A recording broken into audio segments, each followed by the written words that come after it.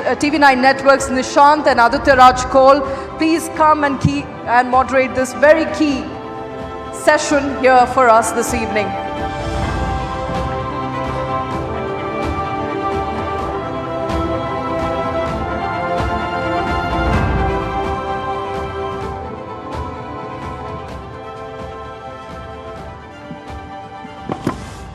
So ladies and gentlemen, the Power Pact session has really begun now.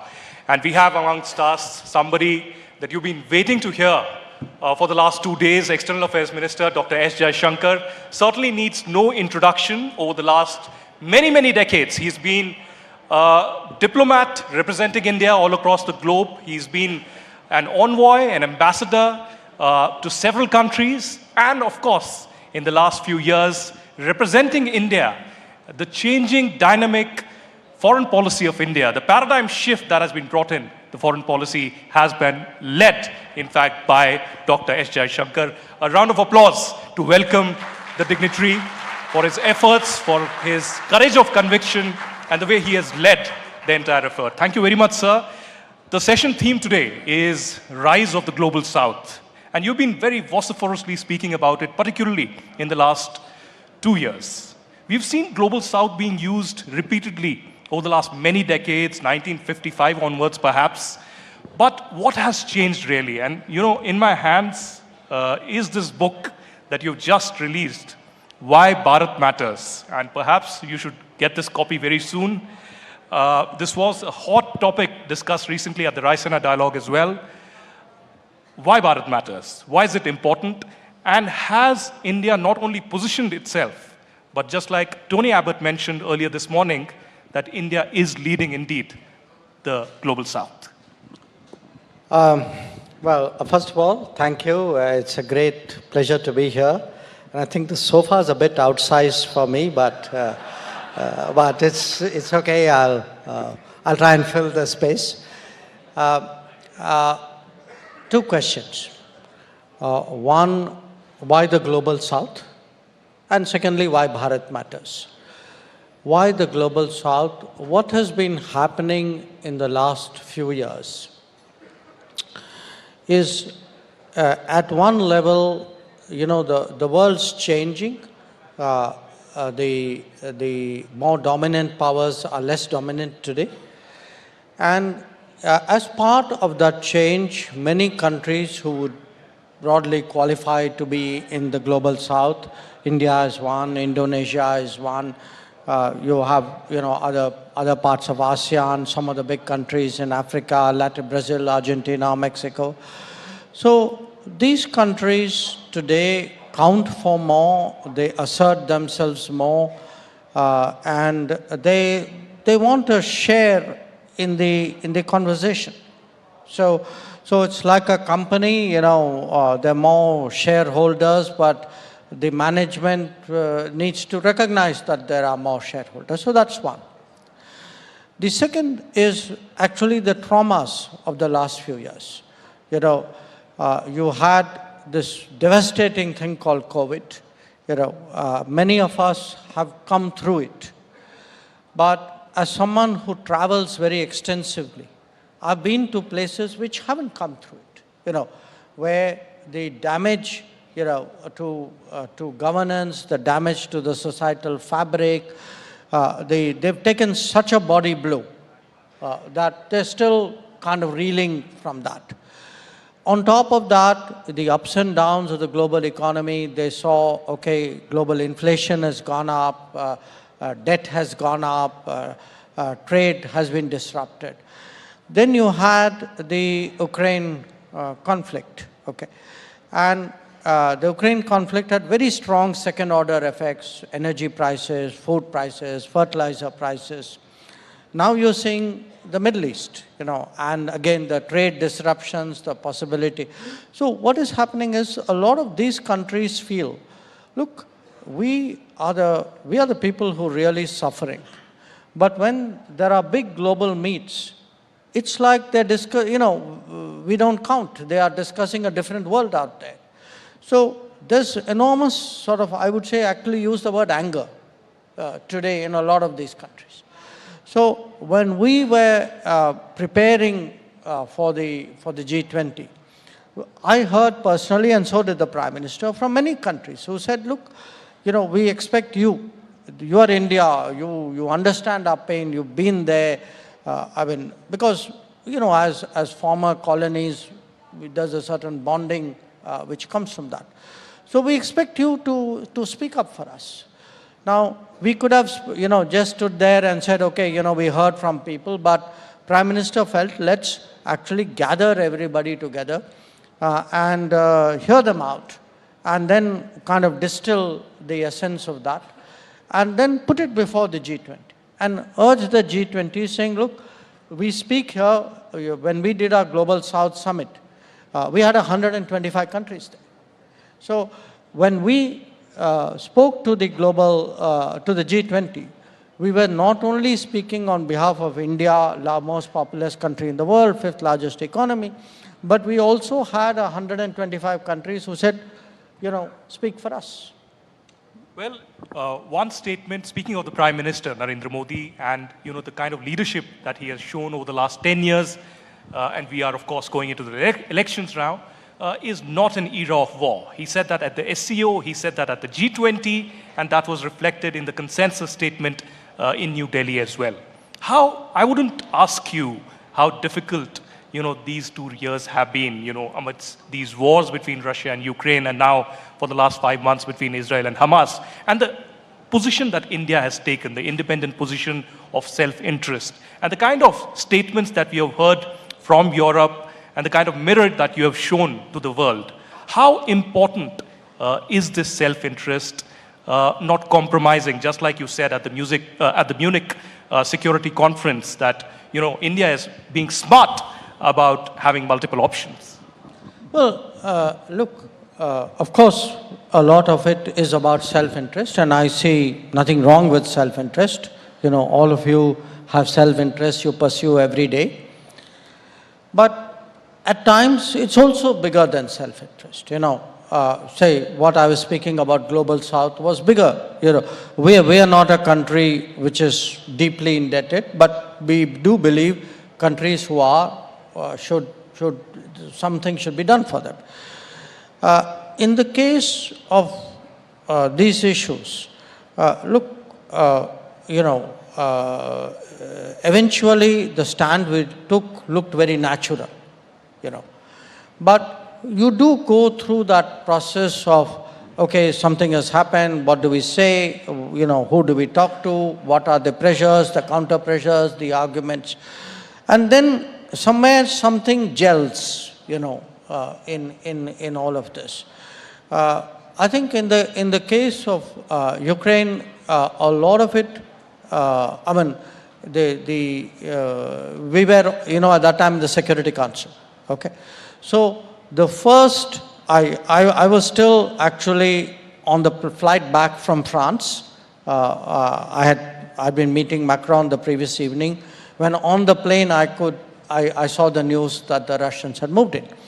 And that Security Council meeting was actually literally happening when I was on the plane. So I could only send text messages and at least you could do that from a plane nowadays. That's a help. But from what initially became like a political, I would say, a formulation, what is the messaging you are doing, once you moved fairly quickly into the sanctioning stage, Europe deciding that it was going to take some counteraction, then it actually became a different set of issues arose. And those issues had implications for our national growth, for our development, for the average citizen of India, And at that stage, that's when you actually look at your interest, you look at what others are saying, you look at, frankly, how consistent it was. And part of our problem was that, the expectations of us here were countries who are now redirecting. They were reducing the Russia supplies. They were coming into the Middle East. They were essentially coming into markets which would have then got impacted because that's where we were buying from, who were graduating out of it, who were managing it for themselves, but were not giving you that same space. You know, their expectations of you was more than the demands of themselves. And that we felt was deeply unfair and challenged in a way. Jaishankar जी, आपकी किताब Y Bharat matters, उसको मैं कई जगह coat करूंगा अभी आपसे बातचीत में, लेकिन एक जगह आपने लिखा है, the world undoubtedly offers vastly more opportunities, but that is also embedded with new responsibilities. आप एक विजनरी भी हैं, मैं आपसे ये जानना चाहूंगा कि वो जिम्मेदारियां कौन सी हैं भारत के लिए, जिसके लिए हमें तैयार रहना चाहिए। देखिए, ऐसा है कि अगर आज हम कहते हैं, अब मैं 10 साल की बात कर रहा हूँ, इस दशक में क्या परिवर्तन आया है। 10 साल पहले जब पहली बार नरेंद्र मोदी प्रधानमंत्री बने थे, उस समय अगर आप हमारी इकोनॉमिक रैंकिंग देखें, हम 11 नंबर थे जैसे मुझे याद है। अब आप 11 नंबर इकोनॉमी से 5 नंबर इकोनॉमी बने। उसके अलावा आपकी जो छवि जो है वो इस समय उसमें परिवर्तन आया है। आप बड़े मीटिंग में अगर कोई बड़ी आइडिया है तो आपके बहुत सारे आइडियाज़ होते हैं। तो क्या होता है कि दुनिया की एक अपेक्षा होती है। आज जो हमसे जो अपेक्षा है वो पहले की अपेक्षा नहीं थी।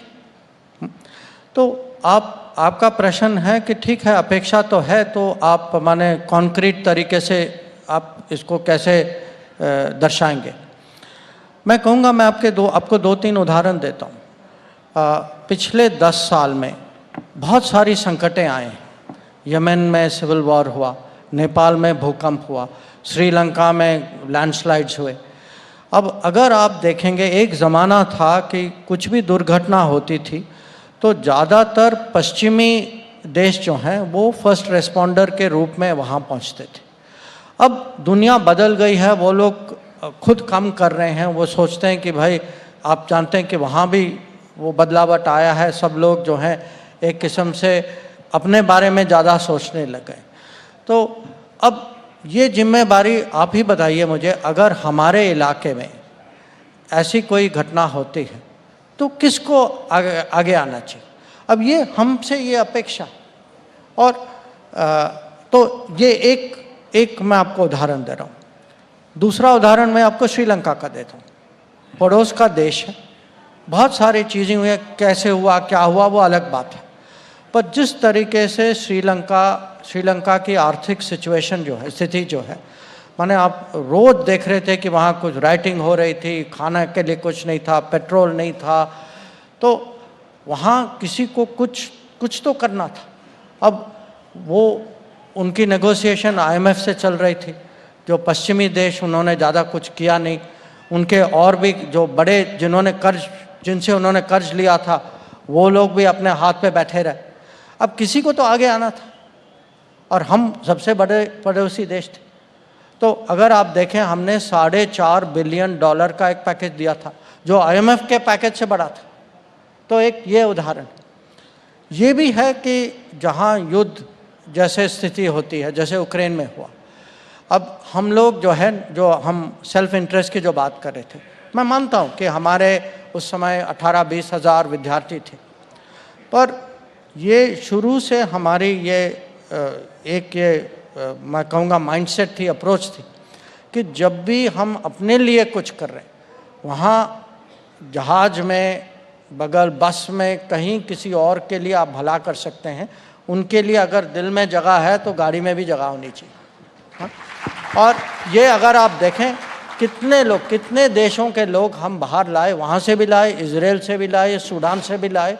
तो अब जो है दुनिया, और सबसे ज़्यादा अगर एक कोई घटना हुई है, किसी का अनुभव है जहाँ हमारी छवि बदली है, ये वैक्सीन के कारण, कि वो देश जहाँ वैक्सीनेशन की प्रक्रिया जारी थी, हमने खुद अपना ख़त्म नहीं किया था, तब भी हमने करीब 100 देशों को वैक्सीन दिया था। और कुछ ऐसे देश हैं जो अभी भी खड़े होकर कहते हैं कि अगर आपने नहीं दिया होता हमें कभी वैक्सीन मिलता नहीं। तो मैं कहूँगा अगर भारत की एक किस्म से नई पहचान बनी, सबसे ज़्यादा ये कोविड और वैक्सीन जो हमने वैक्सीन मैत्री जो हमने चलाई थी, इसका सबसे ज़्यादा प्रभाव हुआ। लेकिन अब आपकी किताब का ही मैं यहाँ पर एक कोट करूँगा। आपने कहा India has now evolved into an effective first responder in regional crisis situations. India matters because it can make a real difference to global needs. हम तो फर्स्ट रिस्पॉन्डर हैं और ये हम अपनी जिम्मेदारी बखूबी निभा रहे हैं, जो कि आप लोगों का जो कर्तव्य है वो दिख रहा है सब।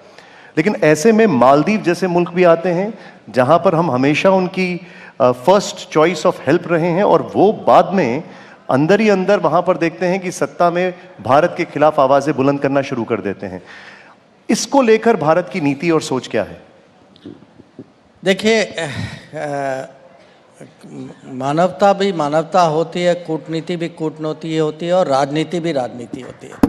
तो क्या होता है कि पूरी दुनिया जो है हर समय कृतज्ञता और एहसान पे नहीं चलती। ये है, अब क्या करें, सच है।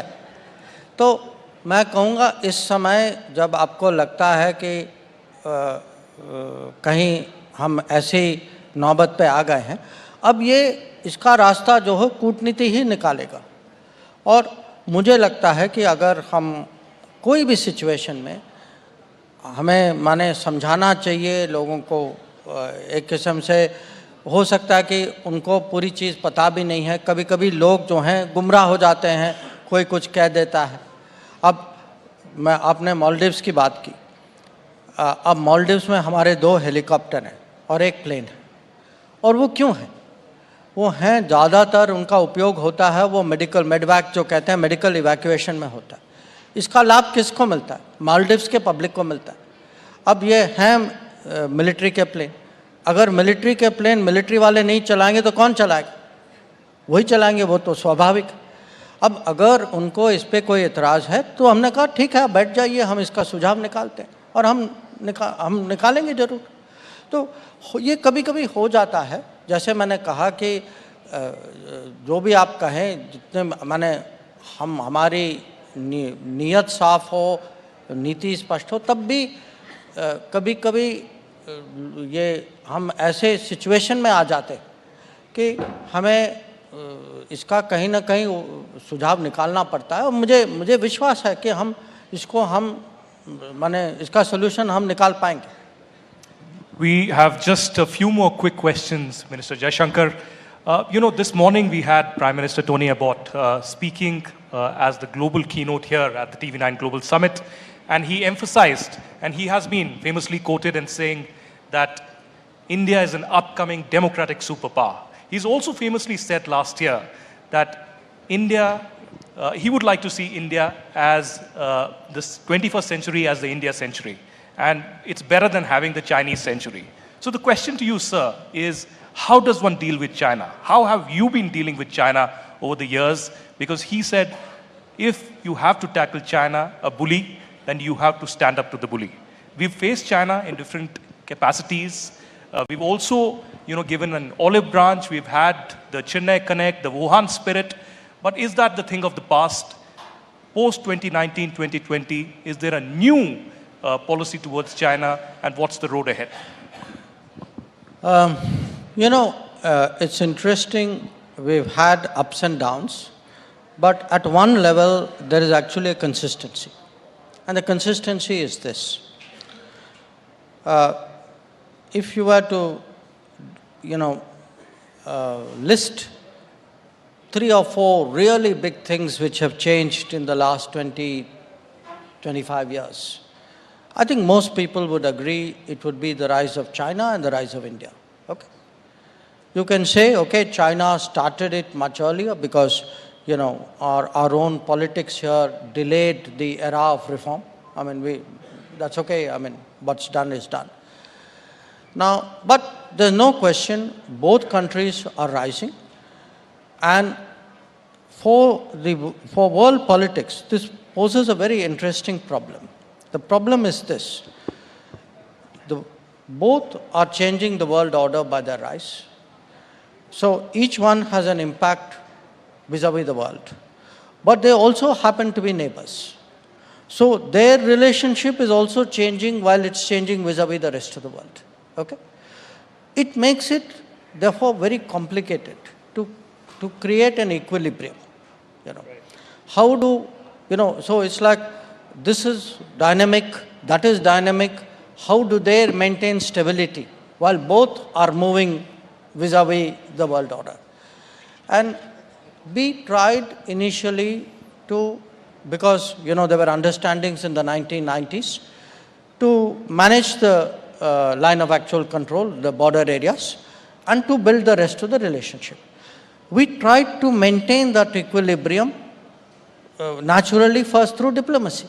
So what you saw at Wuhan and Mamallapuram, etc., was that equilibrium maintenance exercise. As I wasn't at Wuhan, I was in Mamallapuram, and there was very frank talking, between the leaders. But what happened in 2020 was China, for whatever reason, chose to move military forces in disregard of agreements. Now, that called for a different response for the equilibrium. So the logical thing for us to do, which is what we did, was we moved up forces in a very big way. So from 2020, you have an equilibrium, one part of which is the military posture on the border, in the border areas. One part of it is today, obviously, a political relationship impacted by this border situation. One part of it is also the economic measures we have taken, because if there is a country today which is trying to put me under pressure, I should rightfully take economic precautions vis-a-vis this country. And in any case, we believe, this government believes, that the interests of our working class, the interests of our small enterprises, the interests of our industries must be protected against unfair competition. So there are also measures which tie in against that. So our effort today is, we have to build the deep strengths. We have to create our digital capabilities, our telecom, our manufacturing, our pharma industry, our health self-sufficiency, our defense industry, our ability to deploy on the border, which you can only do if you build the infrastructure. So in the past, frankly, till 2014, our average expenditure on the China border was about 3,500 crores. Today, it is almost 15,000 crores. So there was a neglect of the border infrastructure. You can't defend your border if you don't build the infrastructure there.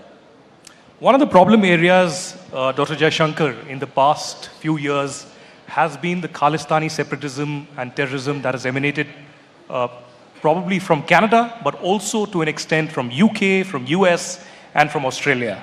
You've been dealing with that. But in particular, post the G20, the India-Canada ties have suffered.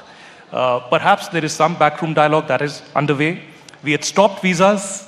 Well, I see that smile there. I don't know how much you can say, but people want to know, and perhaps in the audience as well, there are quite a few who have suffered because they are not getting visas on time, and there are delays that are happening on the Canadian side. But when will this provocation really end, particularly from Canada? And do you think there is growing understanding, at least from the Canadian politicians, or is this just political compulsion for them to just let this Khalistani separatism be, because it is becoming snakes in their backyard movement, just like Pakistan for Canada?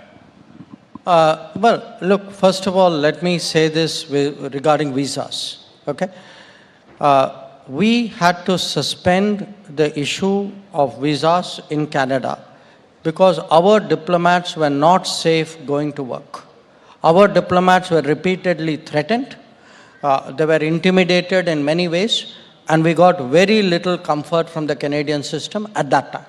It has improved since then. So we reached a stage where, as a minister, I could not risk, exposing my diplomats to the kind of violence which was very clearly prevalent in Canada at that time.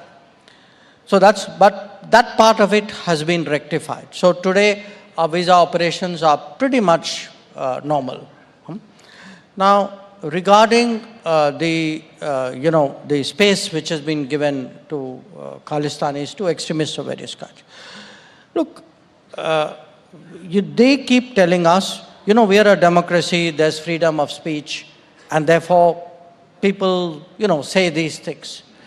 Now, freedom of speech cannot extend to intimidating diplomats who are doing their duty, throwing smoke bombs into embassies and consulates, actually advocating violence and separatism against a friendly state. To me, this is not freedom of speech, this is misuse of freedom of speech. Now, we've had this to different degrees in different countries.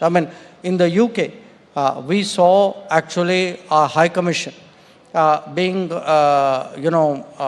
attacked by mobs, and honestly, we didn't get the kind of protection which we expected to get. And to a point of someone actually physically climbing into our High Commission and bringing down the Indian flag. Now, I asked my colleagues, let's put ourselves in each other's shoes. How would you react if a mob came and did something to one of your diplomatic premises somewhere in the world? You wouldn't say, oh, there's freedom of speech and freedom of assembly and freedom of expression. You'd be jumping up and down. So the whole point, now again, things have improved in UK. So the point is, we find today that in many countries, we've had a much firmer response in Australia and in the US. Okay, we had an arson attack in US, but that is under investigation. And we expect that the US, if a receiving state does not investigate and take action against someone who attacks an embassy or a consulate, there is a message in it. Now, I don't think it's good for any of these countries to send that kind of message for their own reputation. So we expect the culprits in the attack in our consulate in San Francisco to be brought to book. We expect action against people who stormed into a High Commission in London. We expect people who threaten our diplomats, who put up posters. They put up posters of our diplomats with urging people to be violent against them. Now, just imagine if roles were reversed.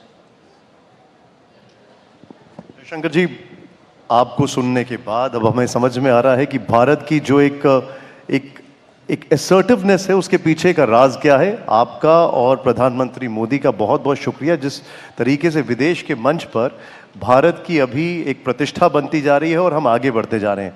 और आप सभी लोगों से मैं पुनः बोलूँगा, वो किताब ज़रूर पढ़ें, why Bharat matters, because it actually makes a big difference in understanding आगे क्या हो रहा है और अभी क्या है। बहुत बहुत शुक्रिया हमारे साथ जुड़ने के लिए, आपका बहुत आभार। जोरदार तालियों से एक बार फिर। Many thanks to Honorable Jaishankar.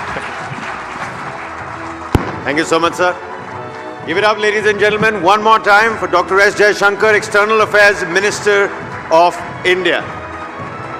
All right then, ladies and gentlemen, even as the photo ops continue and the conversations are almost about concluded, India under Prime Minister Narendra Modi has charted a course of Atmanirbhar or self-reliance with a greater than ever push on domestic defense manufacturing to further add firepower to India's armed forces, be it the DRDO test facilities that have been opened to industries for utilization or projects like Make-I, technology to innovation for defense excellence, the IDEX. These are all positive tailwinds for India. On that note, let's drone in the next session. Ladies and gentlemen, Chief Executive of General Atomics Global Corporation, Vivek Lal, requesting TV9 Networks, R. Sridharan and Neha Khanna to conduct this keynote interview. Vivek Lal, would you please come here up on stage? A big round of applause for Vivek Lal, ladies and gentlemen.